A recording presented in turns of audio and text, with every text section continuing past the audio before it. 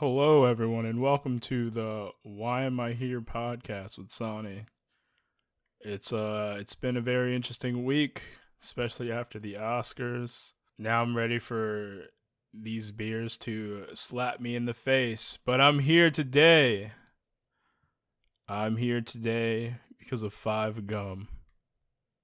Because do you know what it's like to chew five gum? It's like getting slapped in the face by Will Smith. Oscars night.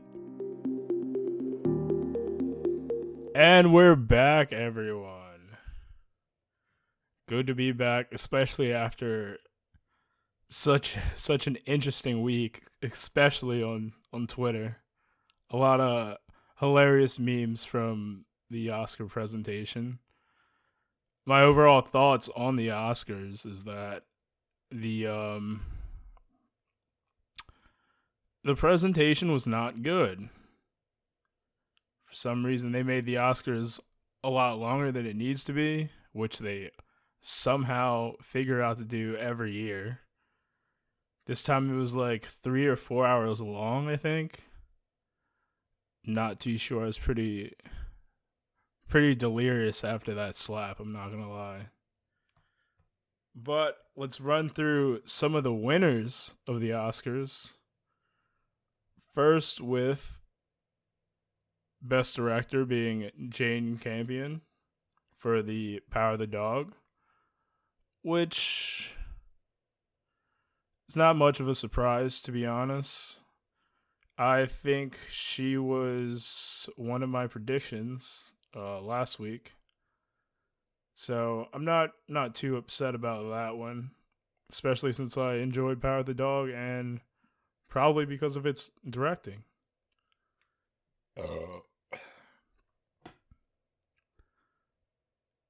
Next, we have original screenplay going to Belfast. Never saw Belfast, so I was a little bit upset. Another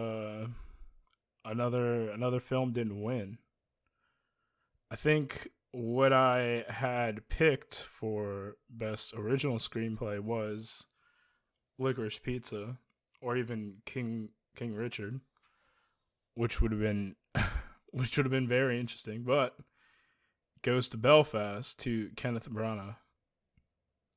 Again, I will have to watch that film in order to give a more concise opinion on it.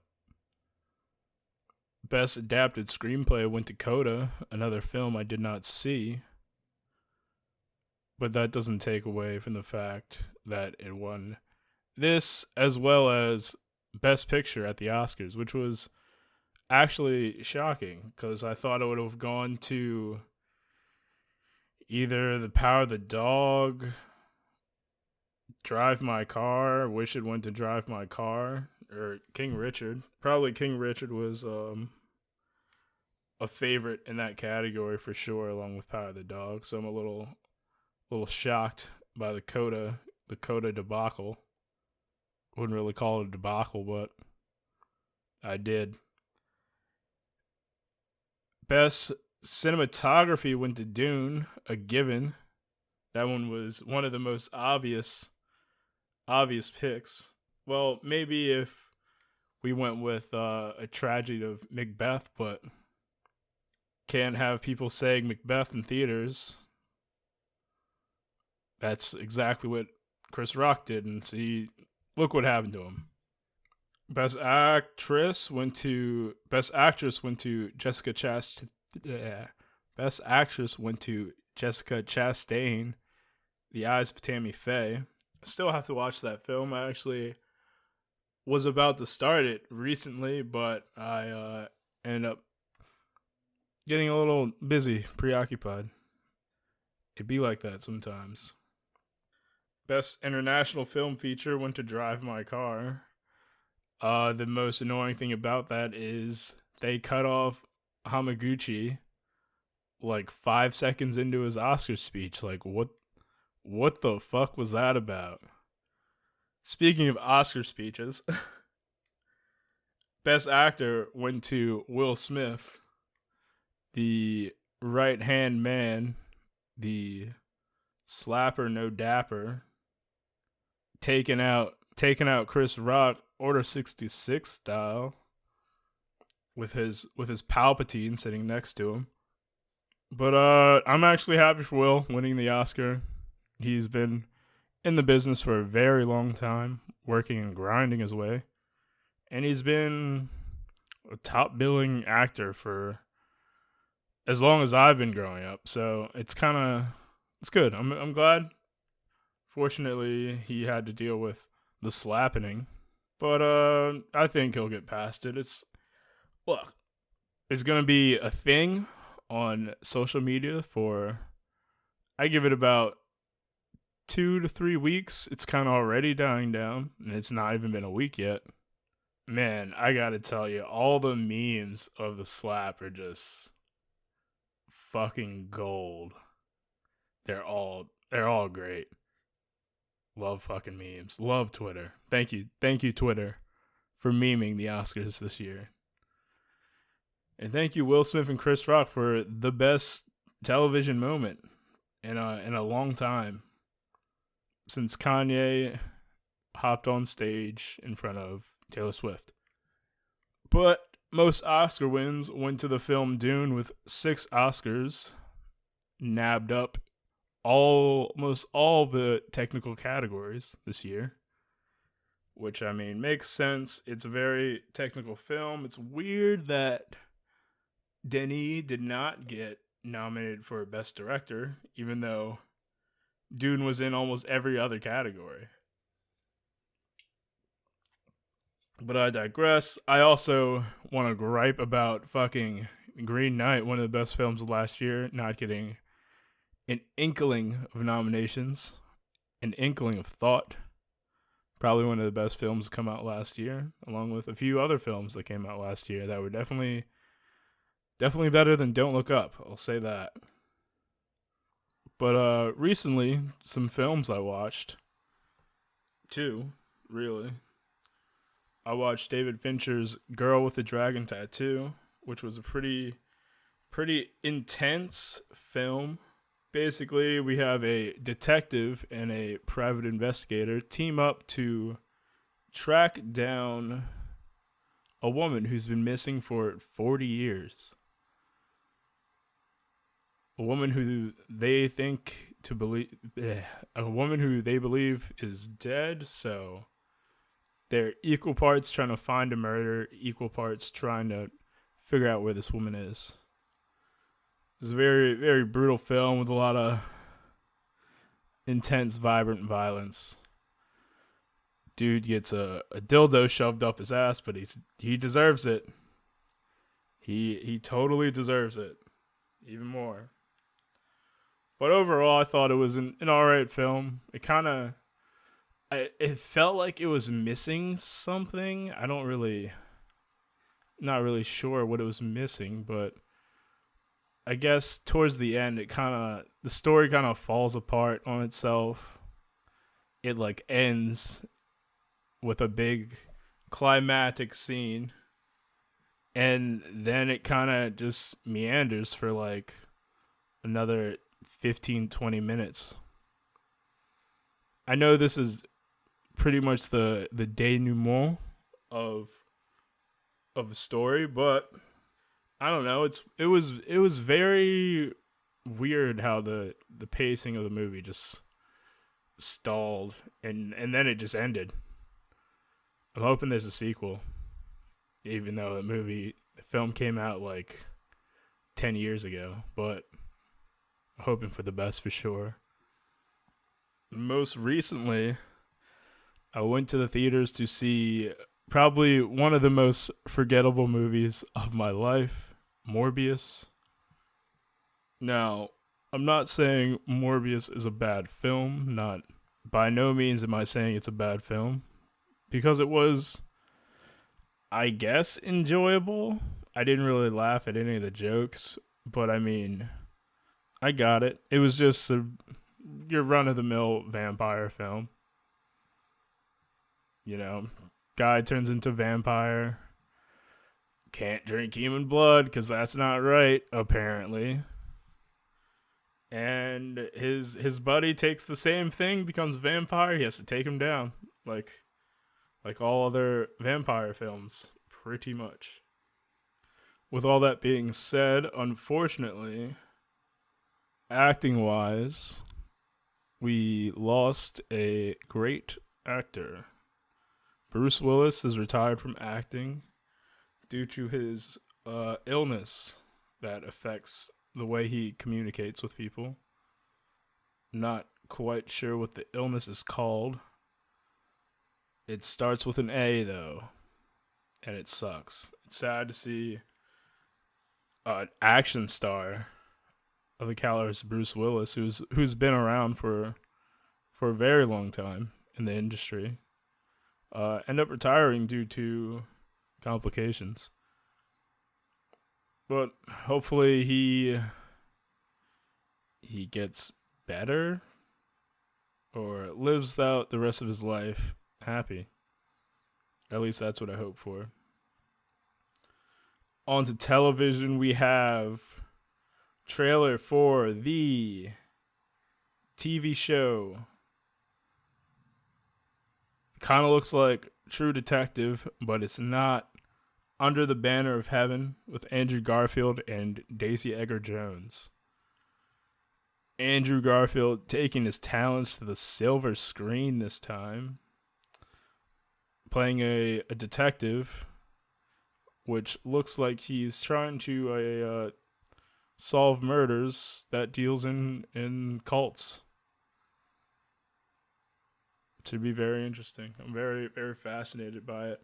Also, Daisy Edgar Jones last seen in the film Fresh, which she was fantastic in, takes a role in this as well. So she usually does TV, so this will be interesting. I'll definitely give this a watch. Add it to the watch list along with a few other things. And Halo got its second episode to come out. Halo. Now, the second episode was definitely slowed down the pace a little bit, which, in my opinion, is the worst part about this show. Is they're trying to bring up complex socio-political and military conflicts in this show, and it comes off a little too heavy-handed, maybe because it's not delivered by the best caliber of actor. I think that's why, for sure. And but honestly, the second episode of Halo was a little worse than the first, but we did get a little bit of backstory on a character we got introduced to in this episode who helped John 117, the Master Chief, kind of develop into the person he is in the current story. I will begrudgingly still watch the Halo series, hoping that it will get better, which I think it will get better once it all culminates. They're kind of, throwing pieces at the wall right now, and I'm just waiting for them to connect the dots. Yeah, connect those dots, please. Make it good. Which brings us to Atlanta, which is always fantastic. This episode, they're in England at a billionaire's house. Not the decoy house, of a billionaire's house, where they deal with racism, but in a very interesting way, mainly dealing with people who are trying not to be racist, but come off as racist. Mainly telling people like, oh, you shouldn't do that. He was black. Why'd you do that? It's kind of racist. Like those kind of people. Annoying panders.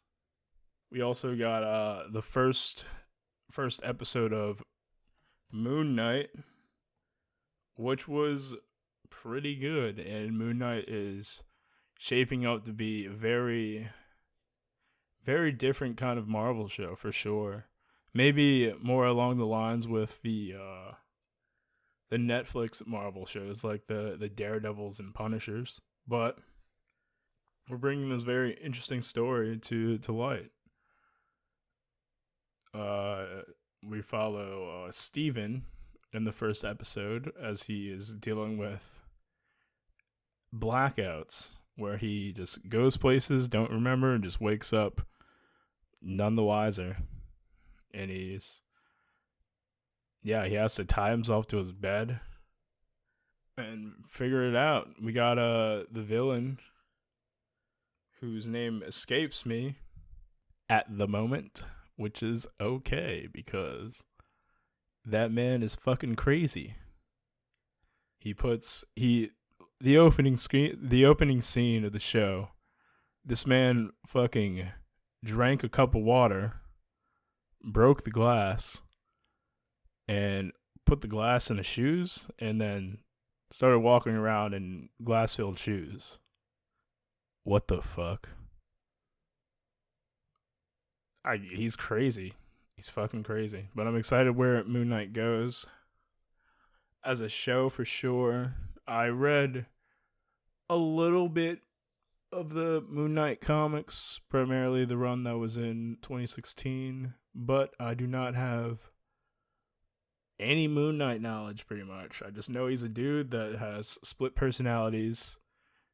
One being Moon Knight, Mark Spector, who was mentioned in the show but not seen. Well, he was seen at the end in a mirror, which was fucking great cinematography on their part, playing with the rule of three and with a lot of images having three objects, three things. I'm very excited though. Oscar Isaac is a fantastic addition to the Marvel Cinematic Universe, and can't wait till Moon Knight pops up in films, honestly, because that'll be very interesting and will lead to a decent amount of comedy for sure.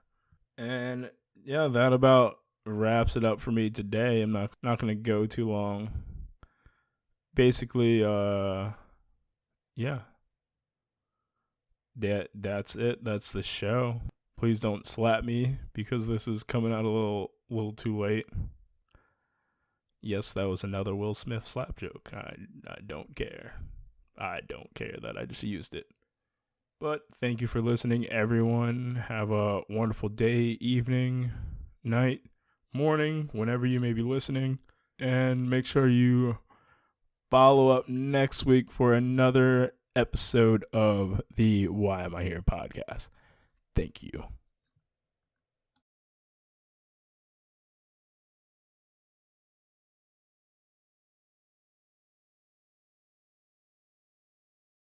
Oh, and before I leave, make sure you guys go and check my boy Squall out on his Twitch channel, twitch.tv/Squalla, where he will be doing the Squallathon this month.